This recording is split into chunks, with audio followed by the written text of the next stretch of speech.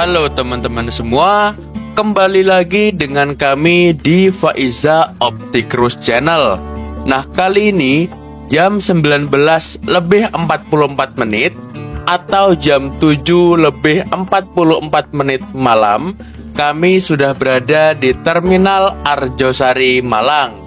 Nah, kali ini sebenarnya tujuan kami jelas karena kami akan menuju ke Surabaya, sekaligus lihat sih apakah ada jadwal bus ekonomi dari Malang ke Surabaya di jam segini. Karena berdasarkan pengalaman kami, untuk jam segini bisnya sudah lumayan jarang. Jadi kami ini masuk ke terminalnya mumpung melihat bagaimana situasi terminalnya setelah dilakukan renovasi besar-besaran. Dan terlihat yang sangat berbeda itu ada pada bagian depan shelter, yang mana kini sudah diterangi oleh lampu penerangan yang sangat amat terang. Jadi ini vibe-nya sudah sangat-sangat berbeda dengan Terminal Arjosari yang lama. Sudah sangat terang, sudah sangat layak untuk bisa ditempati oleh bus-bus malam. Karena ini terlihat ada TVD dengan jurusan Malang Cilacap yang jalan kelas bus malam. Ini ngejreng banget warnanya dan pas banget situasinya dengan Terminal Arjosari yang sudah sangat terang ini. Oke, lanjut teman-teman. Di bagian shelter ini terlihat sudah sangat sepi ya, karena hanya ada bus tujuan Surabaya, baik itu kelas ekonomi dan kelas patas. Untuk yang kelas ekonomi ada Restu Panda, dan untuk yang kelas patas ada bus Kalisari. Keduanya ini sama-sama tujuan Surabaya, yang membedakan hanya kelas dan tarifnya saja. Karena untuk patas 40.000 dan yang untuk ekonomi ini 20.000. Tapi keduanya sama-sama via tol Karanglo. Jadi yang membedakan memang hanya unit dan tarifnya saja. Di sini terlihat kami mulai tertarik untuk naik bus Restu yang ini. Karena yang pertama, kami memang belum pernah mencoba bus Restu di rute ini, apalagi di jam segini.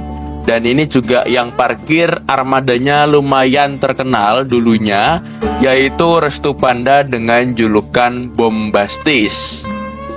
Unitnya sendiri menggunakan bodi jet bus garapan karoseri Adiputro dan mesinnya Hino AK8.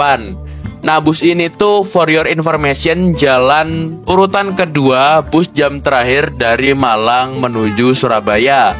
Di belakangnya persis itu ada Tentrem dengan julukan Bisa Cepat yang sama-sama tujuan Surabaya. Bedanya, Restu Panda ini angkatan jam 20.00 dan yang Tentrem itu selisih 30 menit, yakni jam 20.30. Untuk yang Tentrem itu adalah armada terakhir dari Malang menuju Surabaya untuk kelas ekonomi AC tarif biasa. Dan for your information juga, unit ini adalah unit yang trayeknya Malang, Surabaya hingga Ponorogo. Dan ini merupakan rute terakhirnya dari Malang menuju Surabaya, karena kemudian setelah sampai di Surabaya, bus ini akan beristirahat di garasi dan melanjutkan perjalanannya menuju Ponorogo jam 5 pagi dari Terminal Bungurase. Oleh karena itu memang ini jam terakhir. Dan di sini terlihat sangat jelas perbedaan dari kedua bus ini. Karena yang Restu ini terlihat bodinya sudah lumayan kuno dan bisa dikatakan juga cukup usang. Karena dia keluaran tahun 2013-an. Untuk yang Tentrem itu keluaran baru tahun 2023. Oke teman-teman, kita langsung naik saja.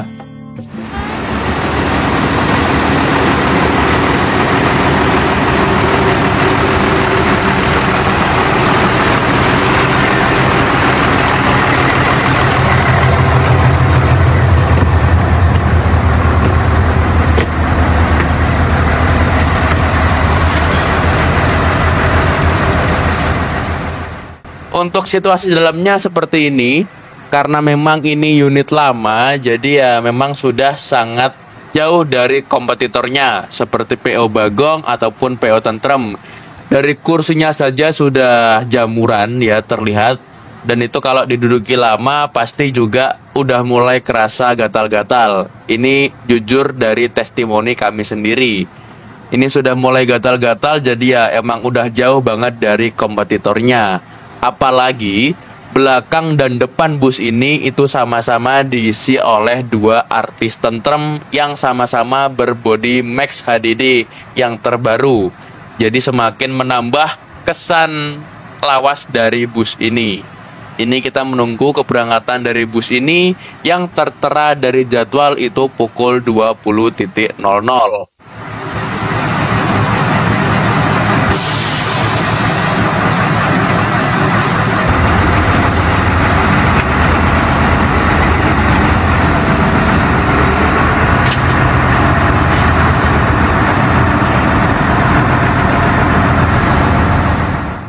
Oke, daripada kita mendengarkan suara mesin yang cuma kayak gitu-gitu aja, dan juga busnya ini berjalan pelan banget, jadi ini mending kami voice over dan ceritakan impresi pertama ketika kami naik ke dalam bus ini.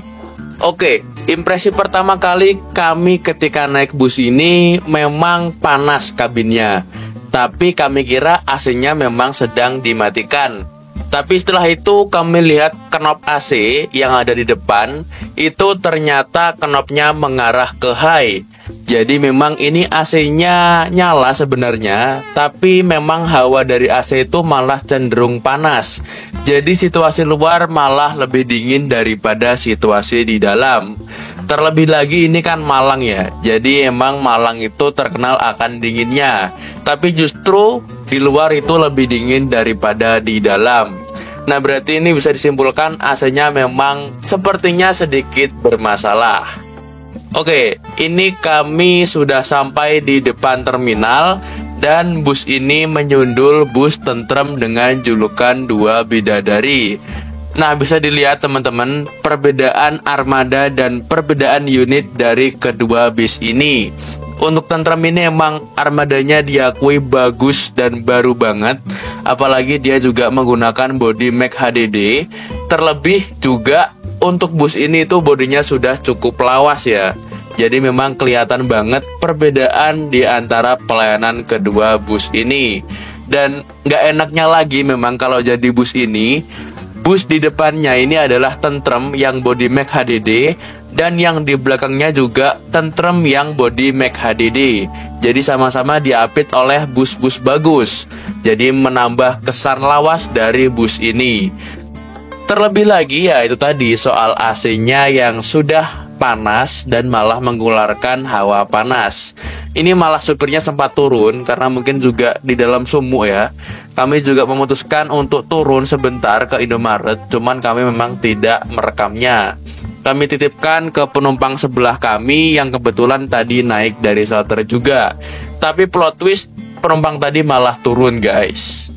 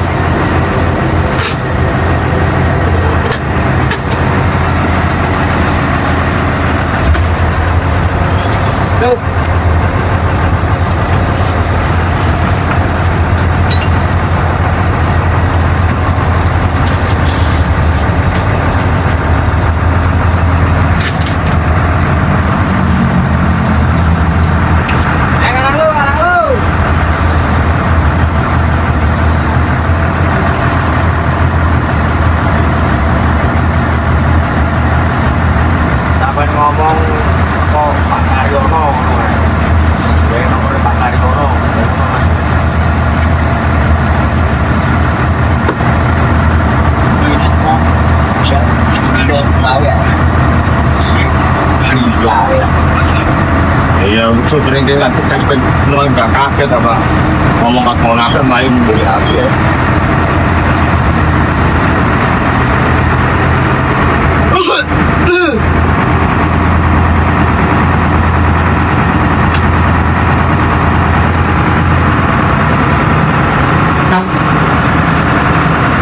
benar.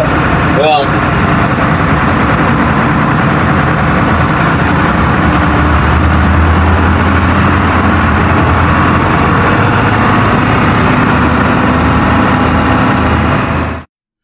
Dan yap, benar sekali. Inilah resiko ketika naik bus yang sudah mendekati jam-jam terakhir.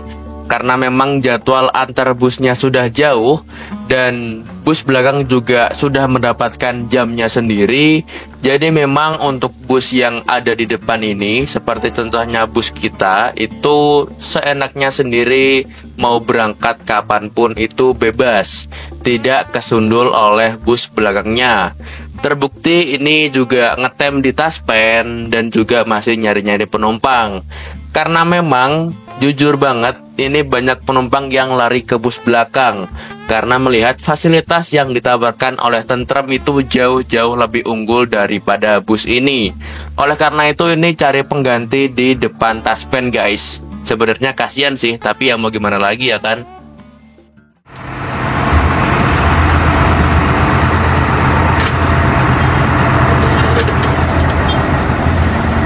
Wah, pun patennya.